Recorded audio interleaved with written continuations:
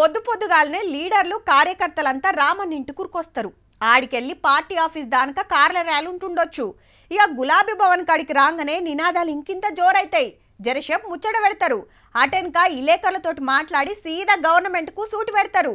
ఇదైనాక Jubilee Hills police station కు పోతాడని ఇప్పటికి అందిన మతలవు. ఎందుకు అంటారా? ఫోన్ ట్యాపింగ్ కేసులో రామన్నకు కూడా నోటీసులు అందినాయి. రేపు పొద్దుగాల 11 గంటలకు జూబ్లీహిల్స్ పోలీస్ స్టేషన్ కు రావాలని రాసి ఉంది. ఇంటికాడ కేటీఆర్ సార్ లేకుంటే లాయర్ తీసుకున్నాడు నోటీసులు.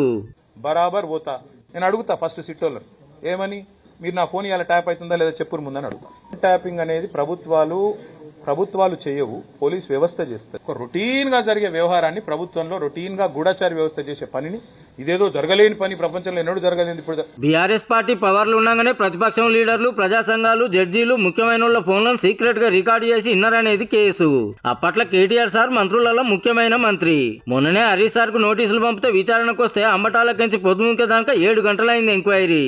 పలానోళ్ళ నెంబర్లు ట్యాపింగ్ టీం కి ఎందుకు పంపినావు, గాళ్లతో నీకేం పని, నీ ఫోన్ కూడా ట్యాప్ అయింది తెలుసా అని సిట్ ఆఫీసర్లు అడిగితే ఏమో నాకు తెలియదు, మర్చిపోయినా నేను నమ్మా అన్నాడట సారు.